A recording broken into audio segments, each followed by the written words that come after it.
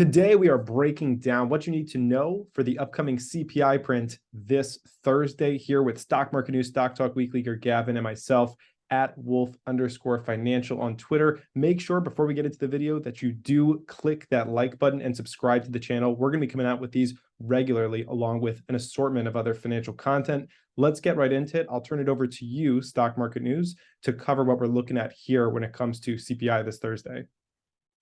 Yeah, first thing right on the screen, we do have the median forecast. For those looking at the screen, the far right number is the previous number, and then the number right to the next of that is the median forecast. So CPI year over year, 6.5% is the number that you're going to be seeing as the bar for the expectations. And then month over month, I think this is pretty interesting. It is actually negative 0.1%. So look for that month over month number. Maybe we even get another comment from the president saying inflation was non-existent or down this time.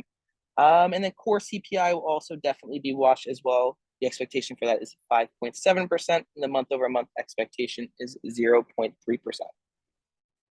Nice. Yeah. Hey, inflation's gone. Okay. Fun stuff. Let's keep it rolling to the next page. Over here, we're looking at some CPI estimates. I'll throw it back to you.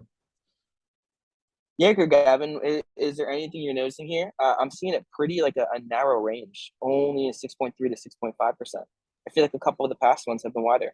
It is a bit smaller than the past, but it's still disputed among the top 3 people. So with this, there is a group of 8 to 10 banks that have been the most accurate, and this is the first time I've seen almost all of them at different numbers. So from the list, the most accurate one is Gavin Capital, and the second one is TD Securities. It Who's has third? had the best track record. The third is HSBC. They are at 6.4. Then, surprisingly, it's Numera at 6.3. After that, Citibank, 6.5. But to be honest, in my experience, the most accurate bank has been TD Securities, which is at 6.5, which is also the exact consensus. Very cool. Let's take quick guesses. Gavin, you are coming in at 6.5% on your guess. That's correct. Gavin Capital 6.5. Stock Market News, what are you coming in at? I'm going to be different. I'll say 6.4. All right. Stock Talk Weekly, do you have an estimate? At this point, we're playing the prices right, so I'm going to go 6.3. All right. I will price is right the other side, and I will take the upside, the upset of 6.6. Unlikely to happen, but if it does come in at 6.6, I think that's when all hell turns loose. So looking forward to it. Okay, let's keep it rolling here. Stock Market News, turning it back to you. Yeah, I think we're looking right here over at the year over year numbers, how inflation has been for the last couple of months. I like to look at data this way, and I think you can kind of see June may end up being that peak when we look back, 7%, 6.65, 6.5% is still very, very high, but there is a trend that is starting to be shown here. I don't know if anyone else has any thoughts on this, but I like to look at data this way. Yeah, we're obviously trending downward, and we're going to continue to do so. Nobody's even expecting anywhere close to 7 this coming month. So it's a good trend to see. Obviously, prices got too crazy high, and it's going to be super influential to see this in regards to the overall economy. And if the Fed does end up lowering those rates, which is something we'll talk about soon. But before that, any other comments on this, Evan, before we want to go to the next tab here? Nope. I would love to hear Stock Talk's comments a little bit on CPI by category and kind of just how everything has changed. Yeah, so I'll provide some color. So, this print, obviously, as we know, CPI is a month lagging. So this print will be for the December data. It's important to know if we're still in trend as far as inflation coming down. But I think one important thing to keep in mind is the latest catalyst on the table for inflation is China reopening, which we probably won't have enough data on the China reopening and its impact on inflation for another couple months. So while this CPI print is important to maintain the trend, I would say the next few CPI prints are probably a little bit more important. On the weighting side, CPI is weighting isn't objectively consistent always, but roughly speaking, it's most heavily weighted in housing. You know, you'll see anywhere from a 38 to a 42% weighting there. And the other big categories are transportation with about a 15 to a 16% weighting.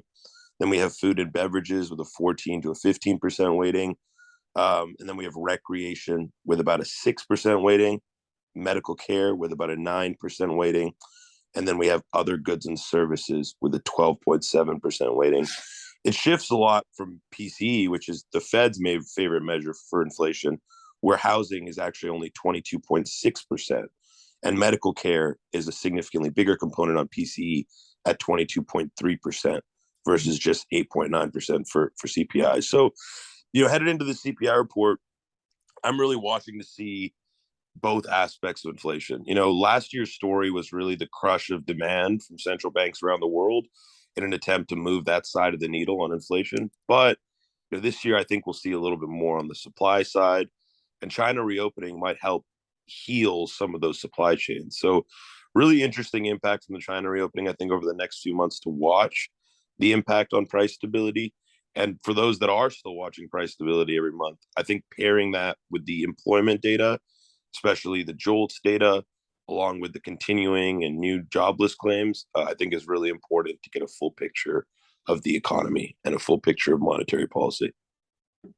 Awesome run through there. Yeah, as everyone can see, the CPI gets broken down by all those different categories Stock Talk mentioned.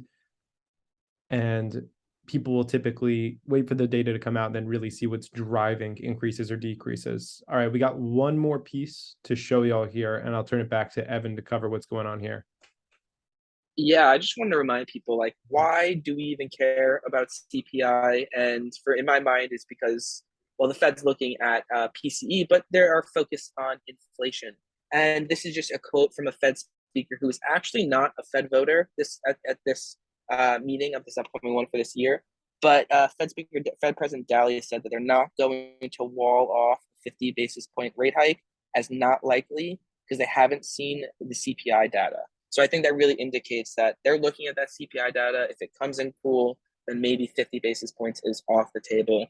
And we shall see. But I do think this just kind of puts into the why we care about CPI aspect of it.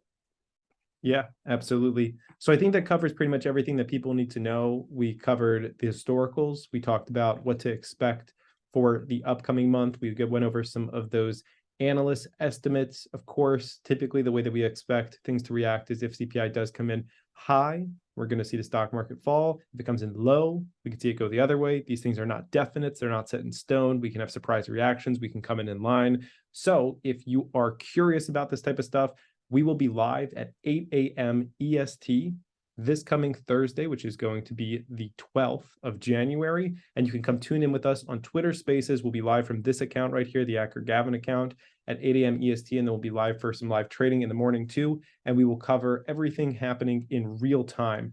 Evan, anything else you want to add on before we close this one out?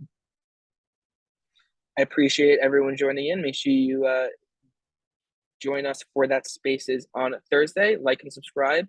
And yeah, we'll see everyone next time. Yeah, one more time, like and subscribe. We're on the low editor budget. So this is me creating an arrow to the subscribe button right here. Go ahead and click that and subscribe to the channel.